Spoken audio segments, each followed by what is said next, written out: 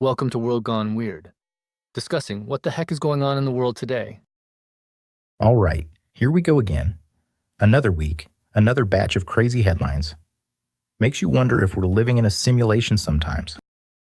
Well, let's try to find some sense in it, or at least make some sense asterisk of asterisk it, even if it's messy, right? We have some pretty big topics to get through this week. Messy? Honey, messy is what my cat does in the litter box. This is a full-blown dumpster fire of international proportions. But yeah, let's try to intellectualize it, because that always works so well. Okay, so where do we even begin? It's all a bit much, to be fair. There's this Azerbaijani plane crash, right? With claims of external interference. Sounds like a cover-up if I've ever heard one. The article I read said a US official was saying it was a Russian anti-aircraft system. And then Russia is saying Ukrainian drones and fog. It doesn't add up. Right, it never does with these kinds of incidents. You've got all these different stories floating around. It's always like a game of international telephone where the truth gets distorted beyond recognition. So, you're telling me they are saying it was Russia, but Russia denies and also blames Ukraine? Why are they so eager to blame someone else? What's the real story here? Safety protocols? Honey, safety protocols are what we tell ourselves so we can sleep at night. In reality, it's all just one big game of risk, except the little plastic armies are people and the consequences are, death. And they all want to land in Grozny. Who knew Grozny was so hot right now? But seriously, external interference. Sounds like a toddler who ate the cookies and blamed the dog. And then the poor airline is out there giving out coupons for grief counseling. Classy. It's not just about the crash itself, is it? It's the sheer disregard for human life, and the blatant lying and disinformation. One minute they say birds, next they say drones. The mental gymnastics are astounding, and all to potentially hide something else. It's like they're throwing everything at the wall to see what sticks. The real tragedy is that we may never know the full truth and another innocent loss of lives. Exactly. It's the lack of transparency that bothers me the most. When nations can get away with this kind of ambiguity, it makes you wonder how much else is hidden. And it's never just one incident, is it? It's this constant fog of war where you can't trust any information. You've got your Western sources pointing the finger one way, your Russian sources the other way. Who are we to believe? Instability is the name of the game, my friend. Keeps the arms dealers happy, the politicians scrambling, and the news cycle churning. Oh, and look, the airline is now suspending flights to Russia. Because of course they are. It's not like they can just keep flying into the middle of someone's oops, did I accidentally shoot down a plane situation. And the compensation? 20 grand for getting maimed, 23 for dying. I'd like to know the math behind that. Are they using the cost of living in hell to determine that amount? It's grimly funny, if you look at it from a really detached perspective, I suppose. But the human cost is so much higher. The article mentions shrapnel or debris from the plane. That suggests a missile, not birds or fog. And then you have Ukraine's disinformation office saying Russian air defenses are to blame. Which, aligns with what the US official was saying. But it's all hearsay at this point. Science is not based on claims. That's the thing, isn't it? The evidence is always circumstantial. Everyone is pointing fingers, and no one is taking responsibility. It's just a constant cycle of denial and blame.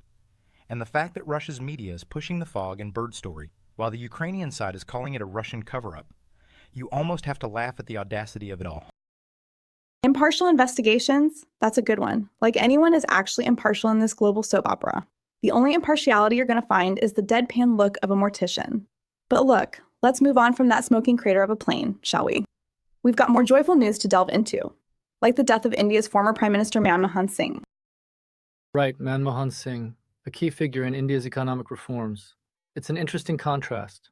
On one hand, we have potential war crimes and deceit, and on the other, we have the death of a leader who, despite his flaws, contributed to his country's development. It's a stark reminder that human existence is a mix of progress and destruction. Yeah, he's called the architect of India's economic reforms, and that can be interpreted in many ways, right? There is the potential for growth and good, and then there is also the potential for exploitation and inequality. I'm curious to know how his legacy will be viewed in the long run, beyond the immediate headlines. Well, the article highlights his role in opening up India's economy and moving away from socialism. There's no doubt that brought about significant change, for better and for worse, but I think it's a step towards progress.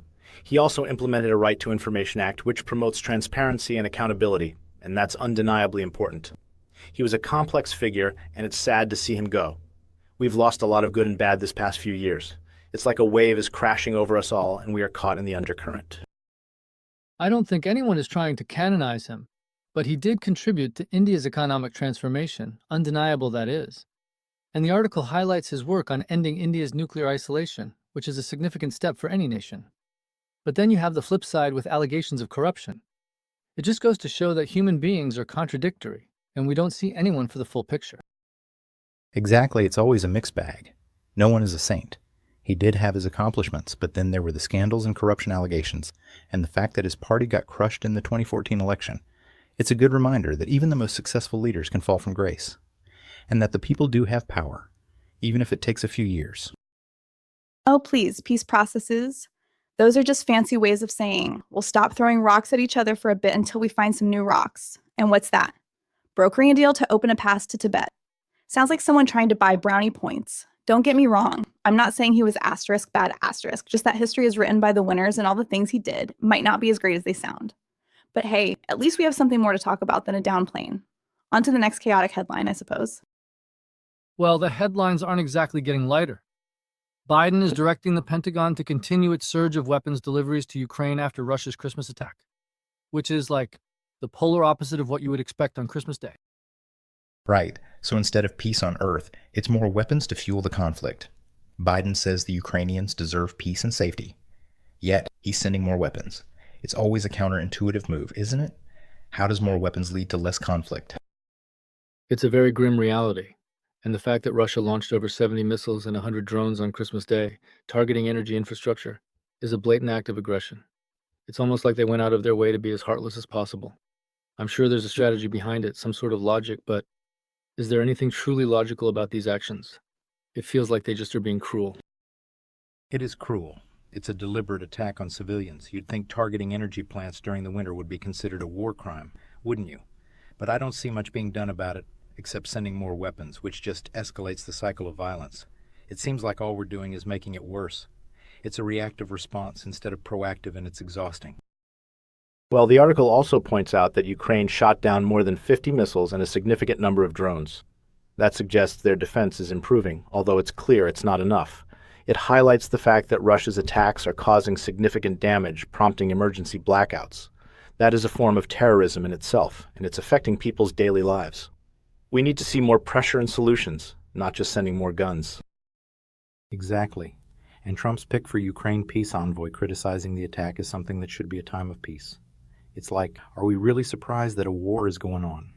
And when one side attacks the other, it's like people are suddenly shocked. I think I'm becoming numb to this kind of news. Every day there is some new horror. How much can a person take before breaking? Peace, diplomacy. That sounds nice on a greeting card, but honey, in the real world, it's a bit like trying to reason with a toddler who wants the cookie. You can give him a fruit instead, but he'll want the cookie. The cookie in this situation is land, power, and control. And who is going to give that up? No one, darling, that's the truth. The war machine is going to keep grinding until it's out of oil and blood. And while the rest of us sit here drinking our coffee and wondering what's next. It's another case of oops, we hit the wrong target, or they were also militants maybe. This always happens. It's like press freedom is just a suggestion. It's terrifying that journalists are being targeted so blatantly. Who is going to tell the truth if the people doing the telling are constantly getting taken out of the picture? Militants, that's the code word of the day, isn't it? When they have to kill a bunch of people, they say, well, they had a tie to the bad guy. But the fact that it was a clearly marked press vehicle should tell you everything you need to know. It's like they're playing a game of whack-a-mole, but the moles are journalists. And we all sit around and say, oh my goodness, how terrible. And then the game keeps going. And it's not just this instance, right? The article mentions that over 130 Palestinian reporters have been killed since the start of the war. 130. That's an unbelievable number. It's like there's a deliberate effort to silence anyone reporting on the situation. And the fact that they don't allow foreign press into Gaza except when they are embedded, that is alarming. It is alarming. They control the narrative, and that should scare all of us. We are only getting one side of the story. If all of the people who are there to report are constantly being killed or can't report anything, then what is the point? I think it shows that it's not just about fighting a war, it's also about controlling the information of the war. It's about propaganda and controlling the perception of reality. It's dehumanizing. It's treating people like they're expendable. The numbers are so large that they start to lose all meaning, don't they? It is just statistics, and they forget that every single number is a human being. And I think it's that disconnection that allows these things to happen. We think that war is a series of numbers on a screen. We forget it is people dying. And the offensive has driven 90% of Gaza's population from their homes, forcing them into tent camps with little protection. I mean, the human suffering is immense. And how can a region move forward when the infrastructure, the buildings, and the lives are destroyed? This is all just so heartbreaking. We are failing as a global community. I mean, it's all connected, isn't it? The disinformation, the violence, the targeting of journalists, the displacement of entire populations. It's all part of this larger pattern of chaos and disregard for human life. It's like we're all caught in some sort of global feedback loop, and it's getting worse. It's getting hard to keep up. Yeah, it's a web of interconnected conflicts and interests, and it makes it impossible to see where one starts and another ends. It's exhausting to follow. Every time you think you have an understanding of what is going on, you see another event that seems to add more questions than answers. I feel like we're just chasing our tails in the dark. And it's not just about the headlines. It's about the underlying issues that are fueling these conflicts, the greed, the power struggles, the lack of empathy. We need to address these root causes if we want any hope of building a more peaceful future. And that feels like an impossible thing at this point. Oh, root causes now? Honey, the root cause is that humans are messy, violent creatures who haven't evolved past tribalism. And we're trying to play nice with nukes and social media, which is a recipe for disaster. And guess what? We're living in the disaster, and it's on repeat. And I think it's the most logical conclusion to everything that has happened is to give up now, because, I mean, is it worth it? I mean, that is a very nihilistic way of looking at it, but maybe it's not entirely wrong, sadly. But there is still some spark left, right? There has to be. But yeah, this was a hard batch of news to go through, and it does seem like it gets worse every week. And every time I look at the news, I lose a bit of hope. Is that the point, to take our hope? I think I might be numb to it all at this point. Every week is the same cycle of death, lies, and confusion. It's starting to feel like there is no way out of this current spiral of doom. And I keep asking myself, what if this is just the way that we are? What if it's not something to fix, but just something to live with? I don't want to believe that. I want to think that there is still good in the world and that we can do better. We have to try. We have to have that hope that things can change and that the future will be better. Maybe we all are caught in a bad cycle, but we need to break that cycle. Otherwise, what is the point? We all need to do better, and all it takes is each person making that choice. We need to see the potential of hope and hold on to that, right? Hope? Oh, sweetie, hope is the first step on the road to disappointment. We are the cockroach of the universe, and we just keep going no matter what. And I think that is the only thing that we can take away from all of this. We keep pushing no matter what. So yeah, hope, I guess. But next week we'll all be here discussing the next world-destroying disaster. So what's the point? I guess see you all next week.